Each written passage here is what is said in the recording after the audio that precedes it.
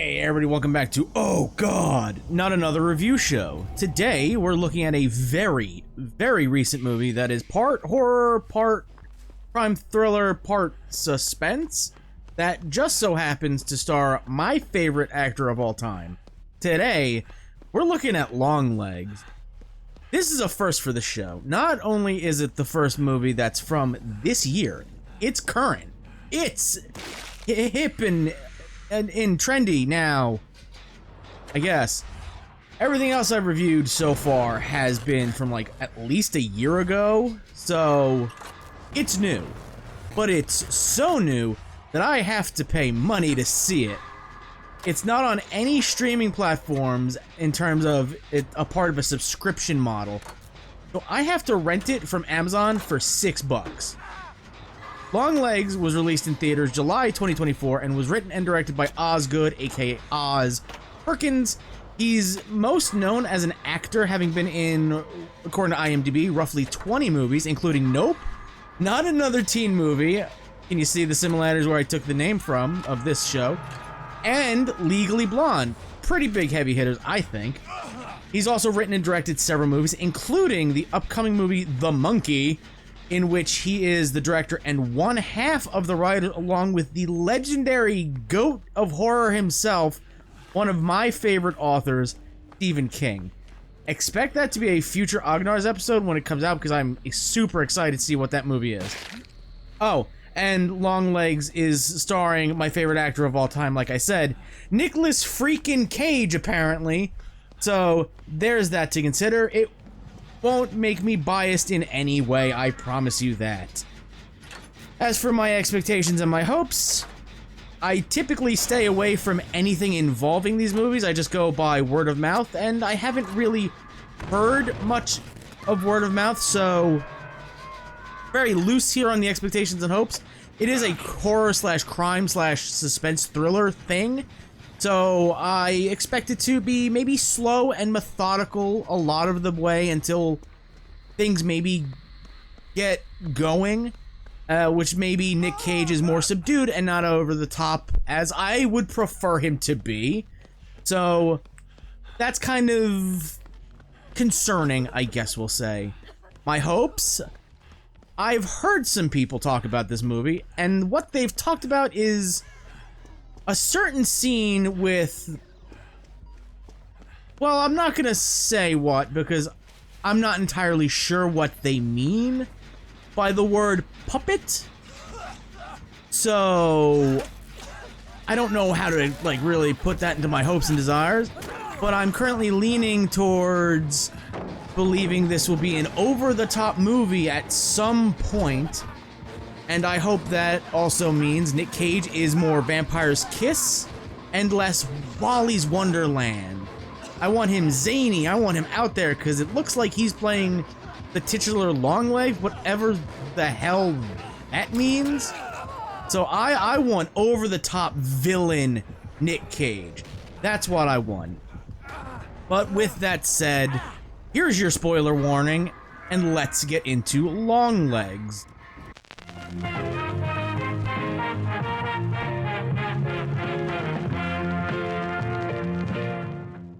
Alright, I just got done watching Longlegs. This is the first time, like I said, I had to rent a movie for this show. You know, they say you always remember your first.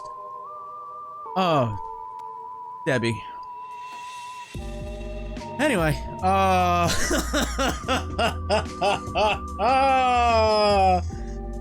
my night's going fan-goddamn-tastic. I watched this movie, made myself a chicken sandwich, came back. Oh shit, Bad Flower released new music. Hell yeah, it's a rockin' song.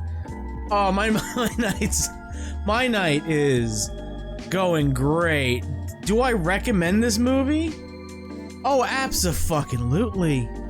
I recommend the hell out of this. This is a 10 out of 10. This is a 10 out of 10.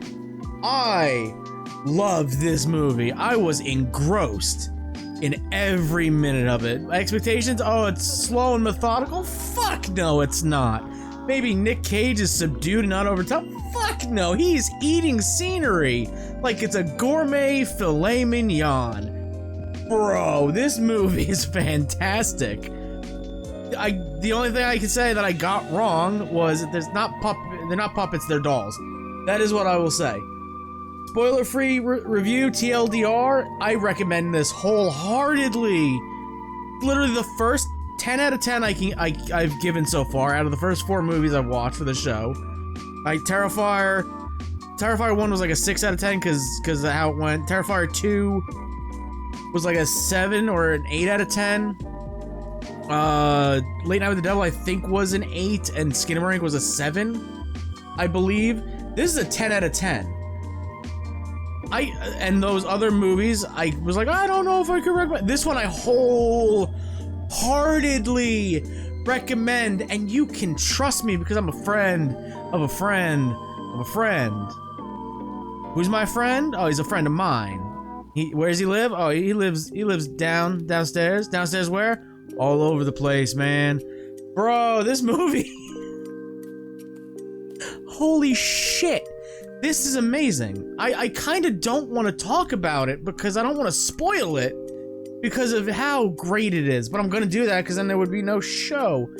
I don't know how many clips I'll actually show like normally because it is first and foremost a brand new movie. And I would highly recommend you watch this. Again, I'm tempted to just hit that buy button instead of just being like, oh, you own it for like the next 48 hours.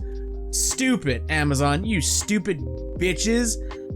Jeff Bezos. Jeff Bitcho. There we go. We got there. Bruh, this is... I'm tempted to just hit that buy button, spend another 12, 13 bucks, be like, I own it now, I can watch it whenever I want. I'm tempted to just watch it again now. This was I loved this movie. I was engrossed. I think this is like the least amount of notes I've ever taken. Yeah. It is easily like... Yeah, like I still took notes, but I was watching so intently. I'm just like, I need to see it. I'm paying attention. I'm in this. This is me now. I feel like a better person having watched this movie. Absolutely. Absolutely. I feel enlightened that I've watched Longlegs. I don't know how people can be like, oh, it's not a good movie. It's nah. Papa Meat, we got words. Let me just call out Meat Canyon real quick. I could do that because, like I said before, I haven't heard anything about this movie. And what I have heard was little snippets. The only place I've heard things is on the Creepcast podcast. That's the only place I've heard people talk about it. Is that I think Papa Meat gave it like a 6 out of 10, and Wendigoon loved it. And like, oh yeah, the puppet scene. They said like the puppet scene or something like that, and then the singing, the song. I'm not on TikTok. I like my personal identity to be mine and not anybody else's, so I'm not on there. Apparently, it's like big on TikTok. Ooh, big. Ooh, so what isn't? What isn't? I'm glad I discovered Bad Omens through like actual like radio and like Sirius XM play and not TikTok. Good lord. But oh my god, I wholeheartedly recommend this movie. It can be seen as like, oh, it's slow in parts. I didn't find it slow at all. Like everything kept moving, everything kept going. I don't have a problem talking about this movie or any of this stuff in it because it's not unlike Skinamarink. There's things happening in it. It starts off a little weird, but it doesn't slow down, really. It's like boom, boom, boom. It's an hour and 40-minute movie, I believe it's what the runtime is. And I'm like, I checked it once, I'm like, how long do we got left in this movie? 20 minutes? It doesn't feel like we're near the end. Holy crap. That's my TLDR. That's my TLDR. Again, I don't know how many clips I can show. Like I said, it's a brand new movie and I don't want to like spoil a lot of it. I'll be showing some clips, guaranteed. But I recommend everybody go watch this. If you hear my voice, go watch this movie. Maybe wait until it is on a streaming platform. I don't know if it will be. It is on, it's just a rentable thing. It's on YouTube as well to rent. Same price, like $5.99. But also, like, Amazon's, like, anti-piracy thing kind of fucked over my recording software. I had, like, shady means of, like, recording footage. So, I don't plan on distributing the movie at all. I'm rewinding, putting on subtitles in one scene because, like, what the fuck did this little girl say? So I don't know how many clips I'm gonna show. I'm gonna show some, but probably not like the other episodes, right? Let's get into the big review. You've been warned, spoilers! Go watch this goddamn movie. It's great. We start up. Red, bright red screen. In like a weird aspect ratio. I think it's 4:3, right? It's not the typical 16:9. I know these aspect ratios by heart now because of Late Night with the Devil. But it's a weird aspect ratio. And we start with a weird quote. I don't remember it off the top of my head because there's too much in this movie to like remember. Or things that you should be remembering. Start up with a weird quote and then somebody pulls into a driveway, a snowy driveway. Smash cut to a girl in her bedroom coloring. She goes outside to the car in the driveway. Very clearly winter. There's snow on the ground. I'm questioning, is this upstate New York? Because it looks similar. We get an answer to that shortly, a little bit later. But she walks outside, approaches this car, and then somebody starts talking.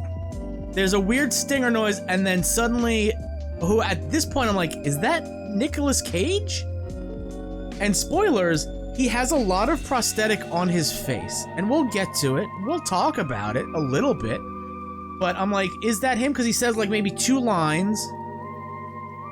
He says something about his long legs. It's very weird what he says, and I'm still not sure why he's called Longlegs, but he's Longlegs, right? The killer is Longlegs, because that's how he addresses everything. Very, very weird. I don't understand why he's called Longlegs. Maybe it's described in a part where I'm just like, fuck, yes, this is amazing. I don't know. We go through our intro credits, though, and it returns to a normal aspect ratio. And then Giants, produced by Nicolas Cage. I'm like, oh shit, he's gonna go all out then. This movie is split up into 2 parts. I thought we were gonna do like a 3-act structure type of thing. Like, oh, part 1, part 2, and then part 3. No, it is split into parts for reasons. And the reason is, like, the first part is part 1, his letters, and it is about the process of, we have these letters. We're going out of order. I'm jumping all over the place. Our first screen is a police station, FBI. I assume, because everybody has FBI on the back of their jackets. Safe to assume, Federal Bureau of Investigation. But police chief says, all right, you know the deal. You're doing stuff that the grown-ups don't want to do anymore. Going door to door, knocking on doors, going, have you seen this man? And if they say no, you move on to the next one. So, it's a manhunt for Longlegs. Our main character, did I write her name down? I swear I thought I did. Oh, what the hell is it? Oh god, oh damn, oh sheesh, bro. Keeter? I think her name is Keeter. L. Keeter? I think that's her name. I'm not 100% sure, or on IMDb right now, and I'm currently stalling to load up IMDb right now. Hey, I got an advert for the monkey. I'm super excited for that movie now, after seeing Longlegs. So that's always a good sign where I'm like, hell yeah. Is Nicolas Cage producing and starring in that one too? Because that'll boost things up even more. Harker, not Keeter. Where the fuck did I get the name Keeter from? I have no idea. Lee Harker. That is her name. But she seems very distant, very out of it. And it persists, right? Actress Maka Monroe? I believe I'm terribly butchering that name, but I don't know. She does a fantastic job in this. Great choice, because she, like... We'll talk about it in like a couple seconds. I'm seeing my notes here. But she gets paired up with this random dude. Who cares? You shouldn't, really, trust me. And he's in his car, she's like staring off, and he's like, hey, Harker. Hey, over here, boo-boo.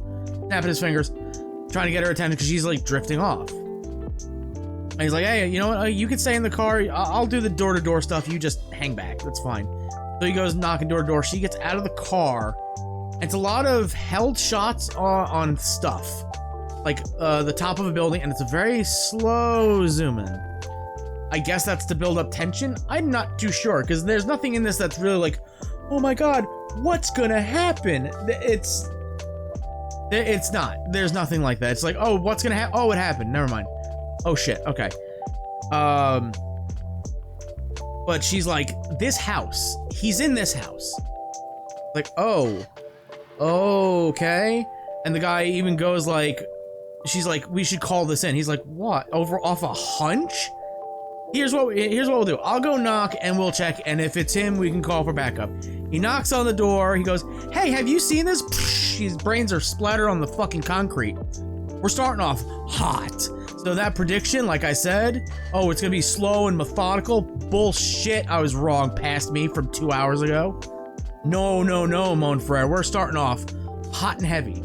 He makes pursuit inside, and the first, I think it's only the first floor, but it might have been the upstairs too, because I'm trying to remember things.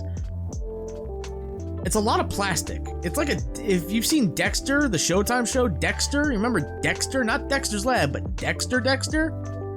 It's like one of his kill rooms, where it's just like tarped off with clear plastic. I'm like, what the hell did she walk into? Very weird. He's upstairs sitting on the bed. She's like, oh, fucking down on the ground. And they take him in. I don't believe we hear of him ever again, because he's not Longlegs. I was like immediately like, wait, huh? They caught him. Job's done. Movie over. Four minutes in. Cool. No. And then we smash cut to a weird test of like, hey, tell us the first word that comes to mind when you see the shape. And it's like flashing things. And she's like saying things, and it's like, okay, weird, okay, and then they're like, number has just been generated, 0 to 100, guess the number. And we find out in a smash cut to her in the back of a police car with her lieutenant. I believe he's the lieutenant, or maybe he's just a detective, and somebody who also outranks her. Job titles are not given unless IMDb has them. They're just Agent Carter and Agent Browning. Okay. That is what it is. Because then... Blair Underwood, great actor.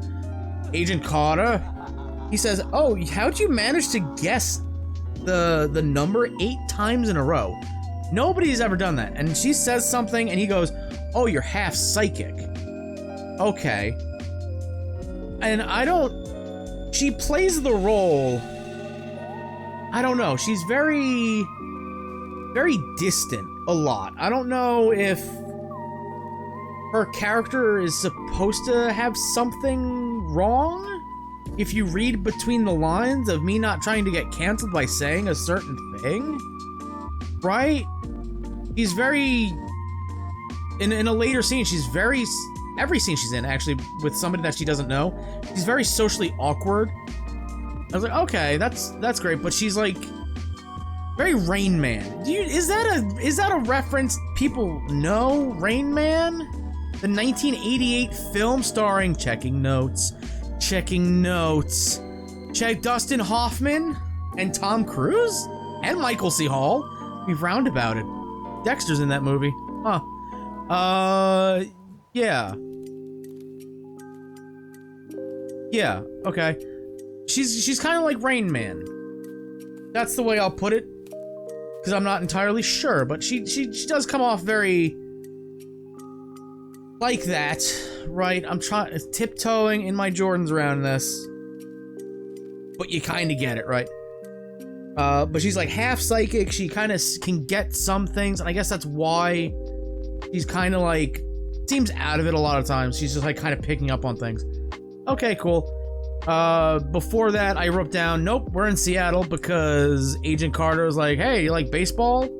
It's like, no. I was like, damn, I was hoping I would be able to talk to somebody about my Seattle Mariners. I'm assuming we're in Seattle, but I don't know if it snows in Seattle that much. Don't know.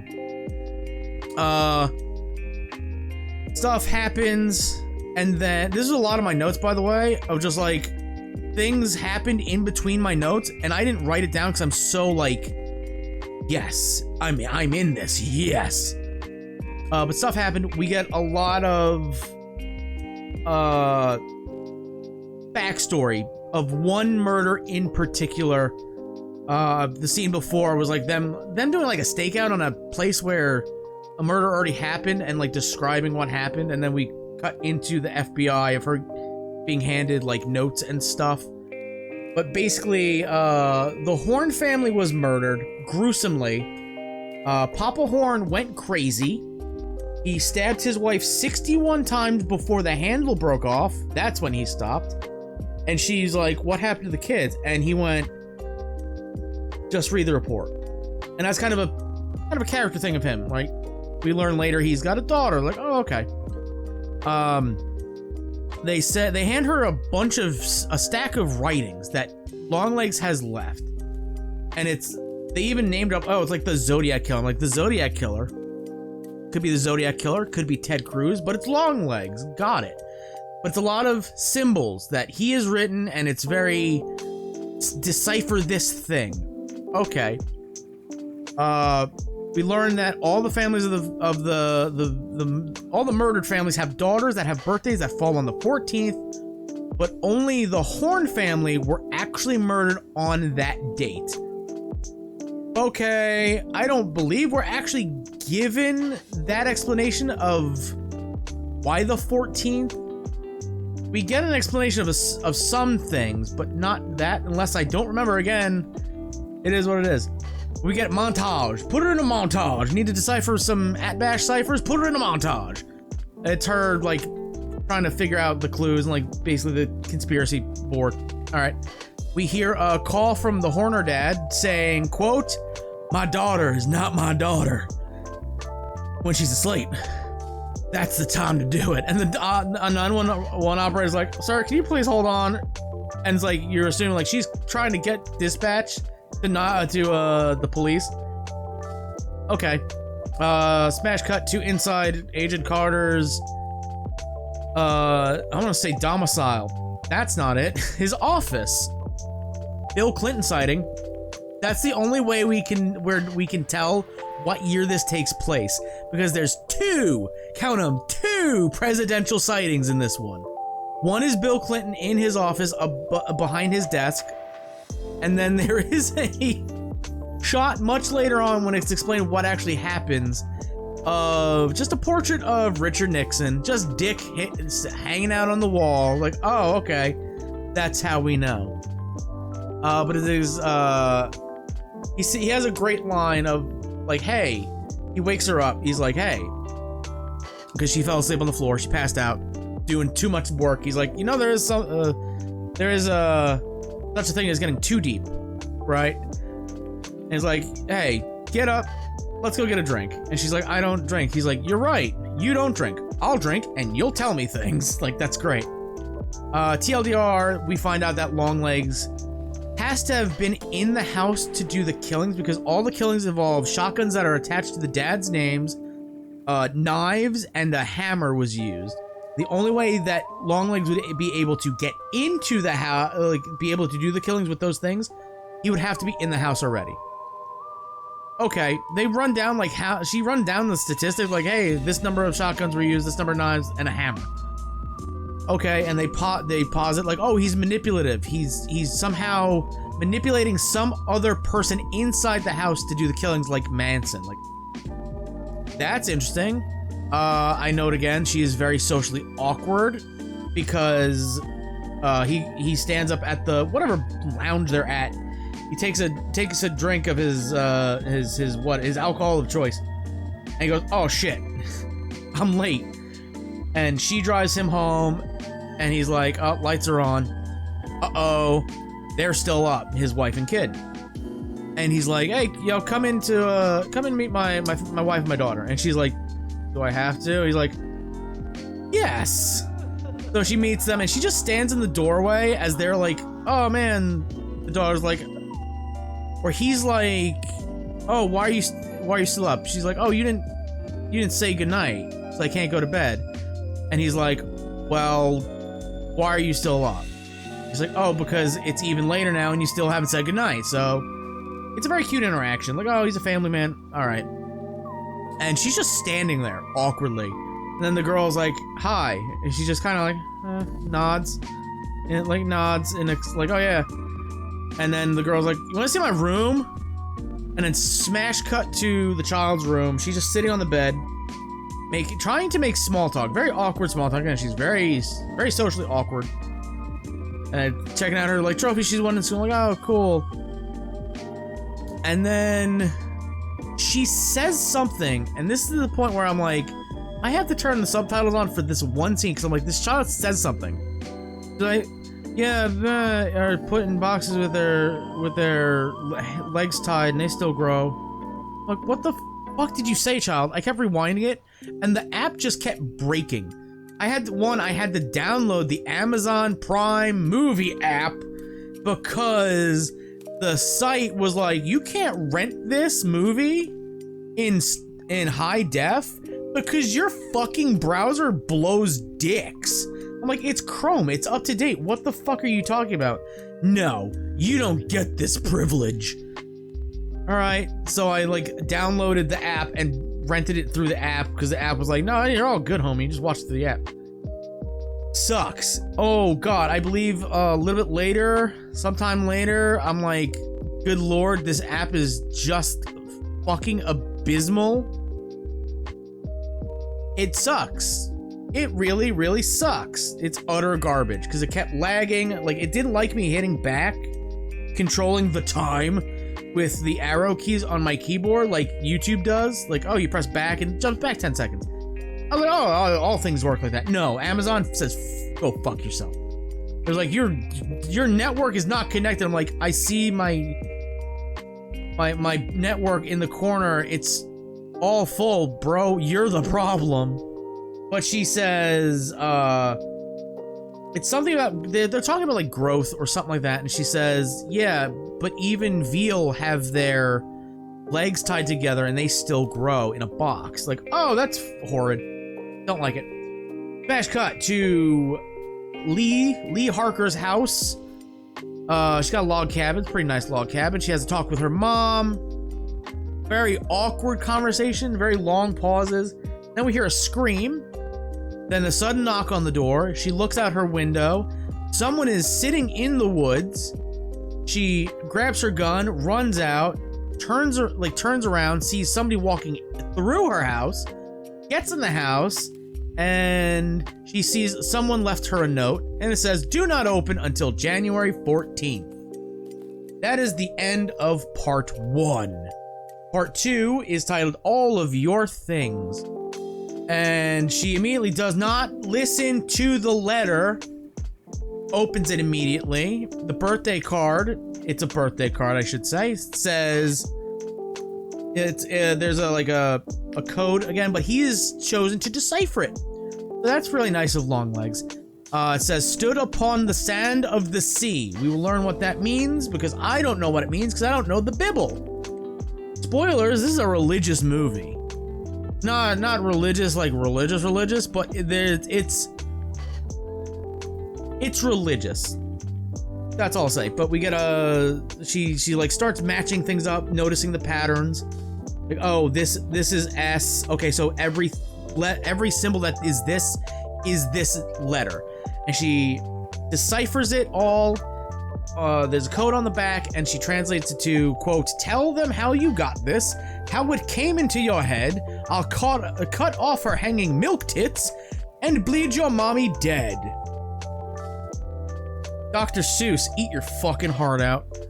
Yeah, and then I tried rewinding to get like a full view of it, and because I thought I saw something, and I typed out again in my notes, "This app really fucking sucks," because it kept lagging and installing. I was like, I don't know if I'm gonna be able to finish this movie.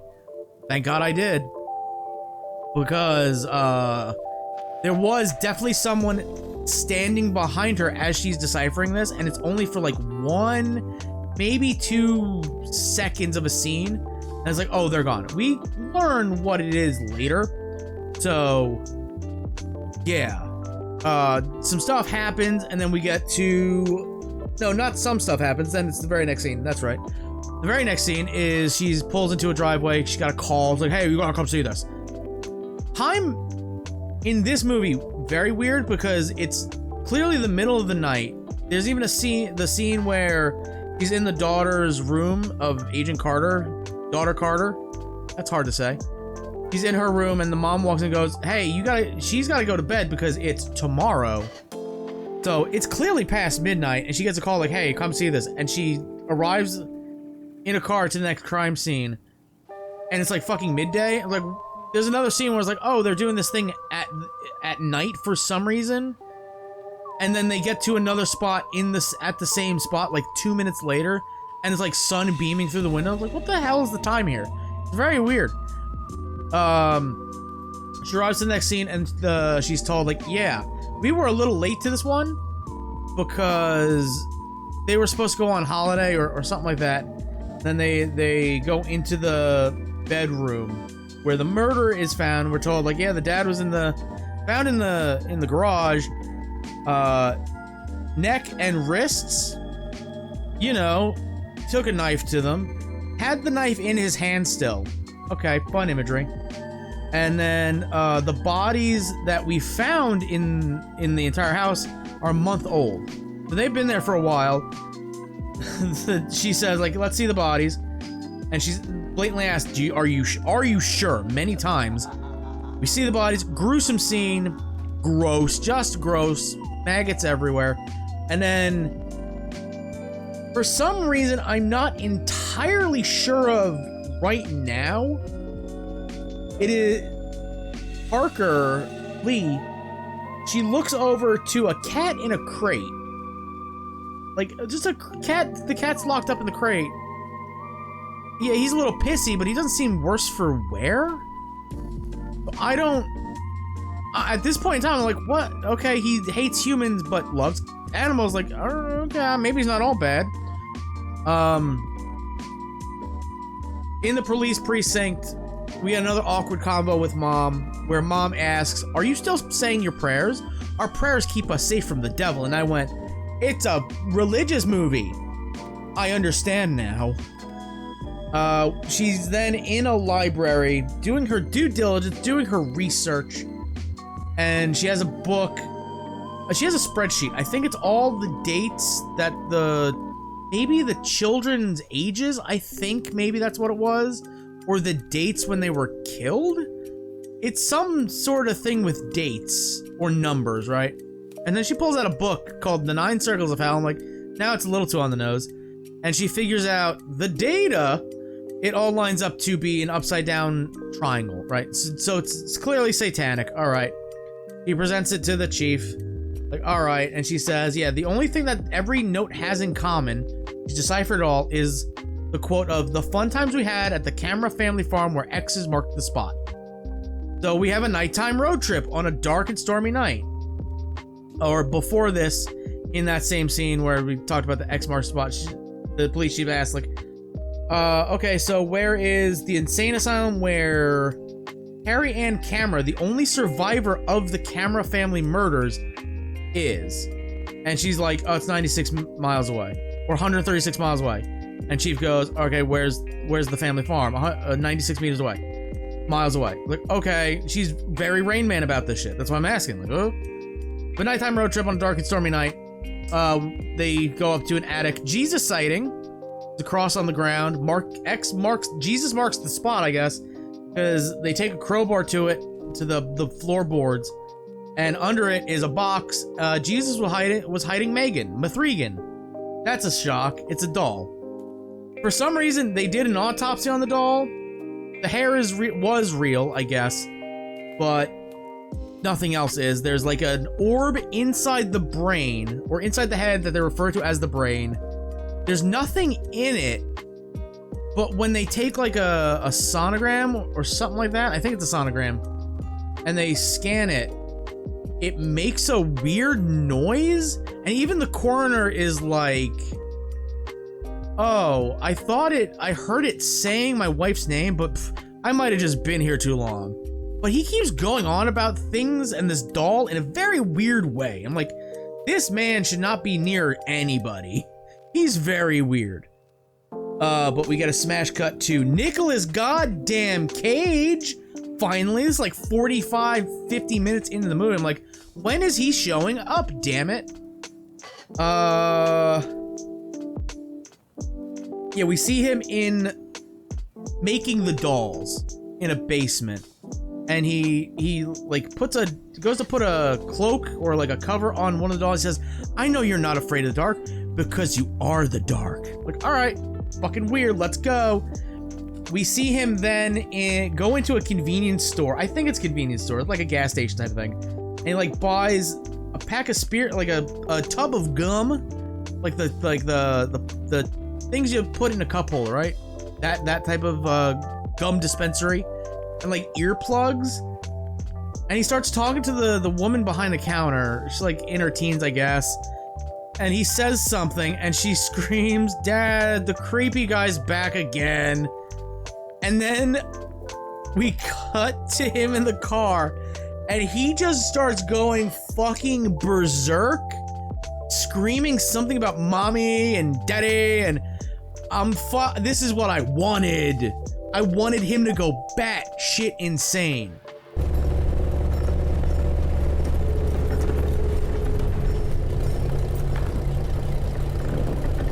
Daddy!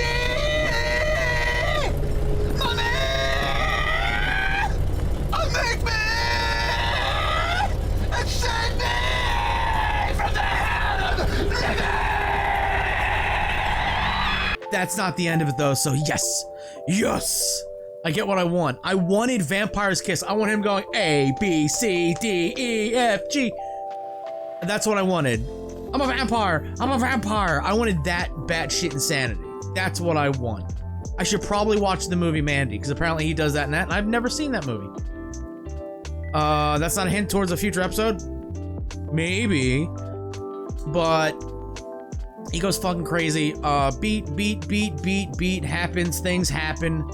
We are now at the insane asylum. Great line of like, oh yeah, the guy, the Super Nintendo Chalmers, who I don't know what, whoever runs the asylum. He's like, oh yeah, somebody came in and to see her yesterday, and after that, she woke up from her coma. She's here again. Wow. And they're like, oh, did they have to sign in, right? And the name that signed in was L Harker. I think that's why I'm like, oh, it's L Harker. No, Lee backwards. I think that's what it was.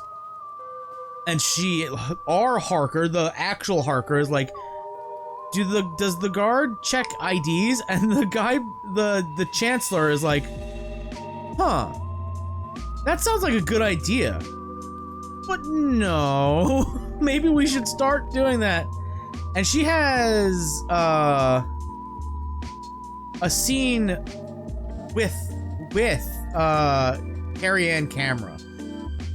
But before that, I don't remember the context, but it is just, oh no, it's mid-combo, yeah, because I didn't write everything down because I'm so, like, I'm paying attention. I'm like, what the fuck is this scene? I love this scene. It is so good. It's like a 5-minute scene. I'm like, yes, all of this, yes. But it's a smash cut to probably what the title card of this video is going to be, because it is the most, every time it came up, I was like, what the fuck is that? It's this black figure, like, We learn later that it's a doll under a cover, right? Or a shroud or what have you. But under it is this face that you can barely see. You can see the eyes and like some of the shape of the face. It's so unsettling and so creepy. Like, so good. I saw that, I was like, what the fuck? Oh my god. We learned that the entire camera family went crazy because something in the house happened. What have you. Carrie Ann starts saying things about, she gets asked by Harker, like, oh, who came to see you? And she's like, I'll never forget who he was.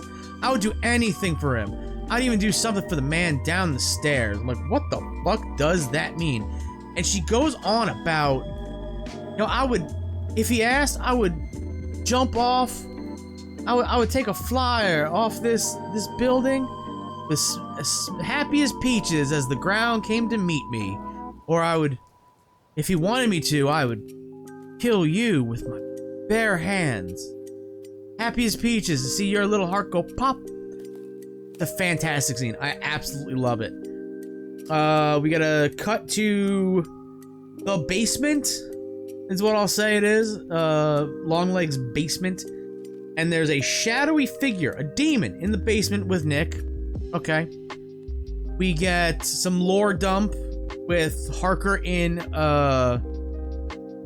Carter's office. She did not tell him about the note he got, because that's from the scene earlier with the scene with the cat.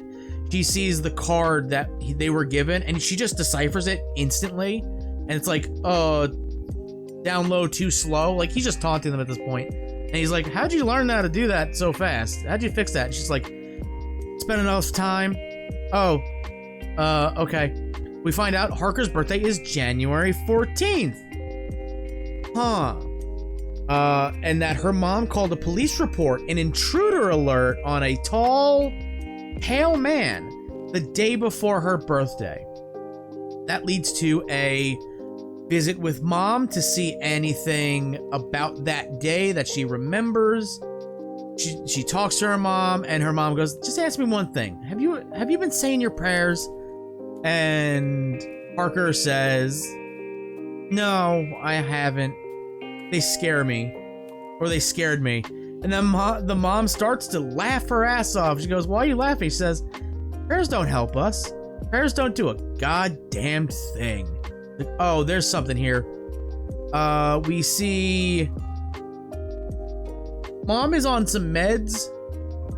We don't know what, I can't discern what they are, but it's like a baggie of pills, like a vitamin bag of pills, and like syringes next to like something in vials. I'm like, if that's insulin, you gotta put that in the fucking fridge, honey. That's bad just sitting out. That's how you don't do that. But she's starting to act real sus. She's asked blatantly, what happened on that day? And she just goes, no. Not no! Just no. And something, Harker says, I'm not a child. And she responds, you're not a child because you were allowed to grow up. And I'm like, oh, fuck. That's hard. Holy shit. She's like, oh, if you want to know the past, your stuff is still in your room. Go check your room.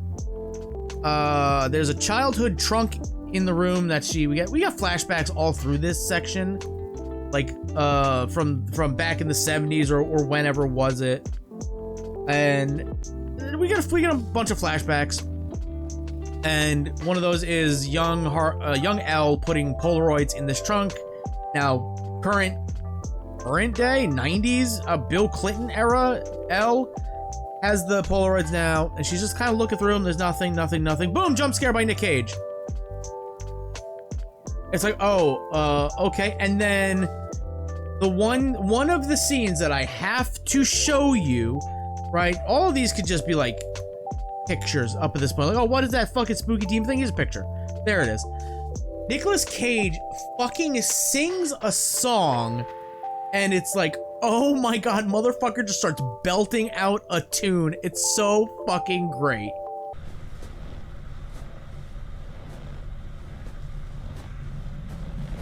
Let me in now, and it can be nice. Make me go now, and I have to come back, not once, not twice, but as many times as I like. And then we get smash cut to her pulling up to a place where Carter is. I don't know where he is. It's not his home. I don't think it's his home. But he's like kind of just walking down a path, and she's like, this is him. This is him. And he goes, you want me to start a manhunt based on just a Polaroid? And I go, wait, hold up. Did we just do the time warp? Because my brain went, was the first 5 or 3 or so minutes with that rando dude a flash forward? Right? Did, like, when she was getting the test done, was that the technical start of the movie? And then, like, oh, you want us to do a manhunt with this? And then it jumps to when they're going, like, oh, go door to door, knock on doors. That's what I thought. No, it's just how my brain works. But we get a great shot of Nicolas Cage in all his goddamned glory, standing on the side of the road next to a bus stop with two suitcases in hands, and the cops are coming from both ways, and he just kind of gives up. I'm like, oh, that was incredibly easy. The one thing I can say is Cote, Matthew Cote, head of behavior partnerships, do your job. Get this as a skin, Longlegs. Get him as a skin for Nicolas Cage in the game. That is your one true job right now, outside of many other things. Get that as a cosmetic, goddammit. Do that. Great. We then get an incredibly unsettling interrogation. That's why it's kind of like, I can't show these clips because I want you to watch it in all its glory, in its context. I'm sitting here watching going, holy shit, this is incredible. God damn. But it stops, and she's like, how much? He starts singing happy birthday to Harker. And she's like, how long does this go on for? She's like, Agent, what's her name? Agent Browning. She's like, it goes on for another 24 minutes. And she has this great line of like, yeah, he's a Satanist. He worships the devil. But in the United States of America, he can do that. Like, oh, great. And then we get the, I was gonna say revelation, but no, that's what it is. She's, Lee Harker. I have to look it up. I don't think I know how to look it up because I don't know the Bible. Oh God, what was the fucking quote from earlier? He sells seashells at the seashore? Something of that. Stood upon the sand of the sea. Stood upon the sand of the sea. I like the first thing that comes up is Longlegs. Fantastic. Yeah, Revelation 13:1. I stood upon the sand of the sea and saw a beast rise up out of the sea, having 7 heads and 10 horns, and upon his horns 10 crowns, and upon his heads the name of blasphemy.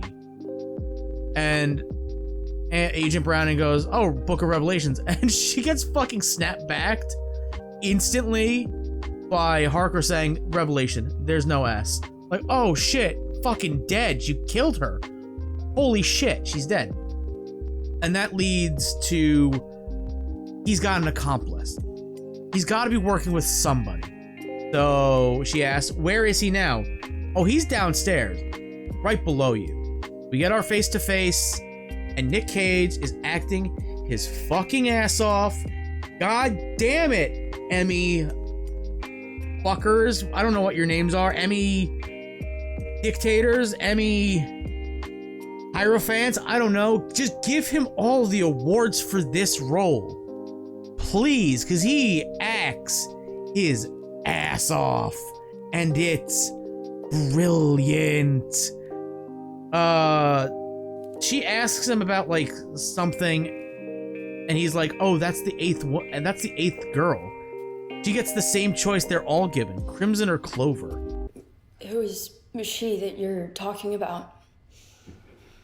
the seventh she to be given the same choice that they've all been given, crimson or clover.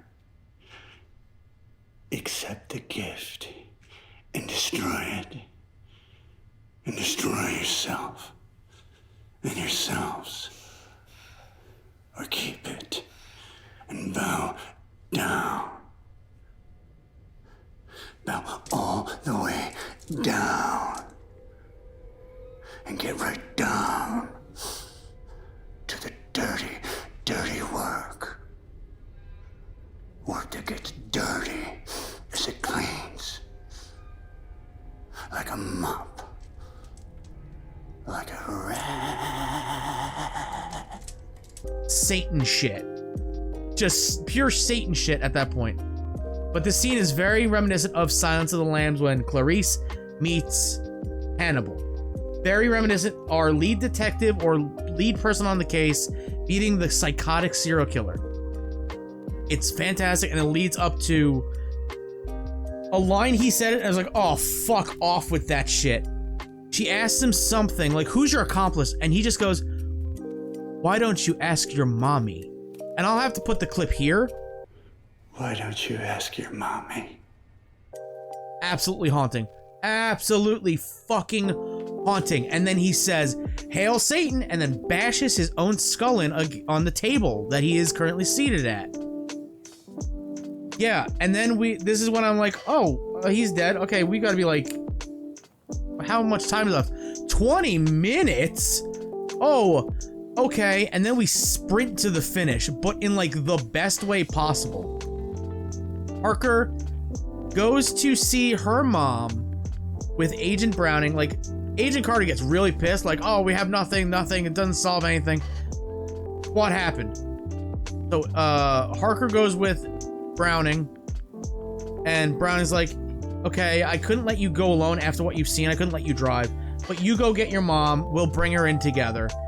And she walks in, Harker walks into the room going, Mom, where are you? And then we get a shot of outside, and she's just in the background for a little bit, and then she walks to the side of the car, pulls up a double shotgun, and we hear a gunshot from inside. She just blew away Agent Browning.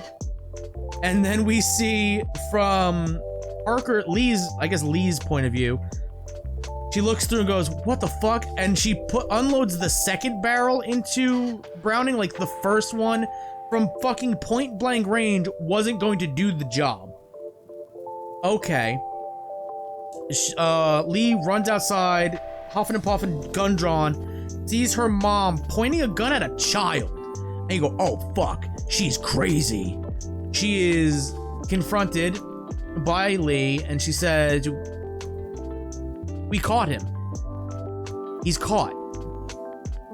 And her mom responds, you caught him. Now he's free. And so are you. And then she shoots the doll in the head. And then Lee goes, oh, fuck, what the fuck happened? And she collapses. And I just wrote down, huh? What happened? And this is where you kind of start to put the pieces together, kind of. Because it's revealed in the previous scene after Longlegs. He has a name. It's Longlegs. Cobble, I think is his name. It's like, no. Longlegs. Carter is like, Harker asks, like, what about, we still don't know what 13 is. It's something. He's got to accomplish. And Carter goes, oh, you want to know what's relevant about today, the 13th? Carrie Ann Cameron jumped off the roof of the insane asylum she was at.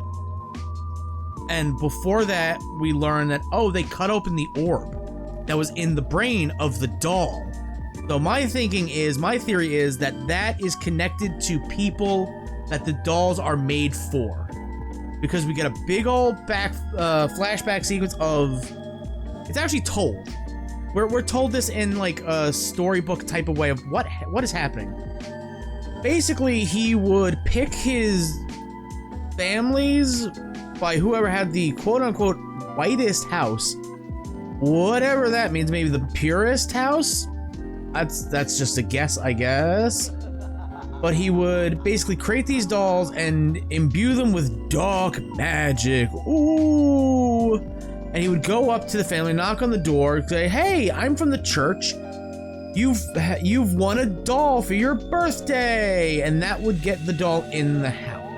And he tried to do this with Lee, but it didn't really work because he was gonna kill Mom, but she bargained with him in a way where he would spare them, but the mom would deliver the dolls instead of him. He would work in the basement, creating these dolls, imbuing them with the devil, and she would pose as a nun and do the delivering for him. She would deliver possessed dolls to the selected families, and once inside, it was basically done. Quote, "From his hiding spot inside the dolls, the devil did the rest," and she was just there to basically see it through and make sure what needed to happen happened.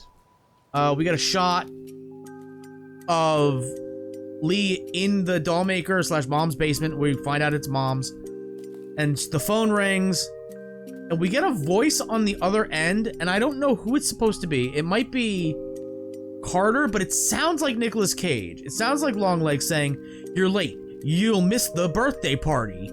Like, all right. We go to the detective's house. His daughter got a doll, and it's basically already done because Lee says, "You can't do this. That's my mom. She is the accomplice." He fucking bites her head off. Like, "You sit the fuck down." He gets really angry.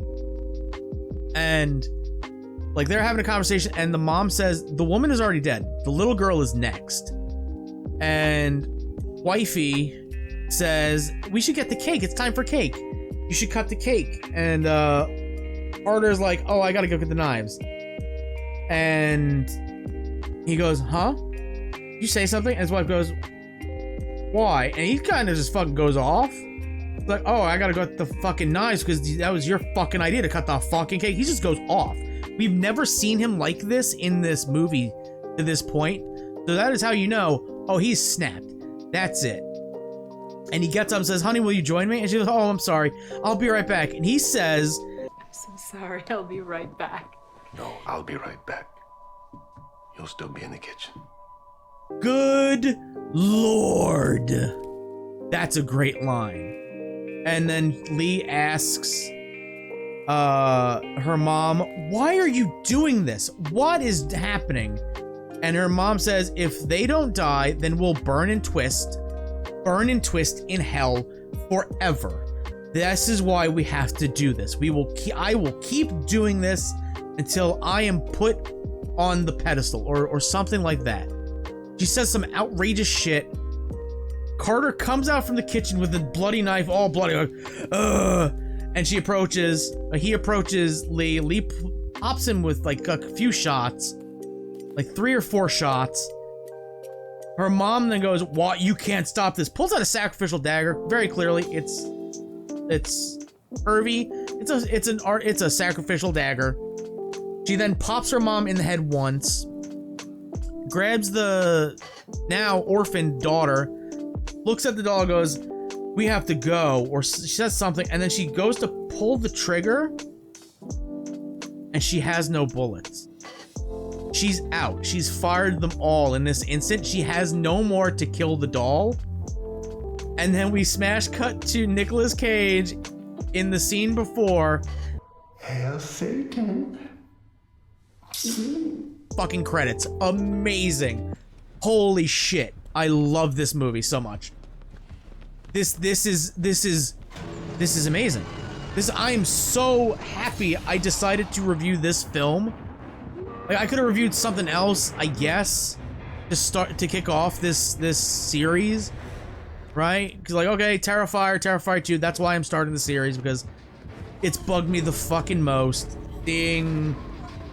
Whoever the fuck his name is, Steve Barton, asshole. He's still tweeting shit.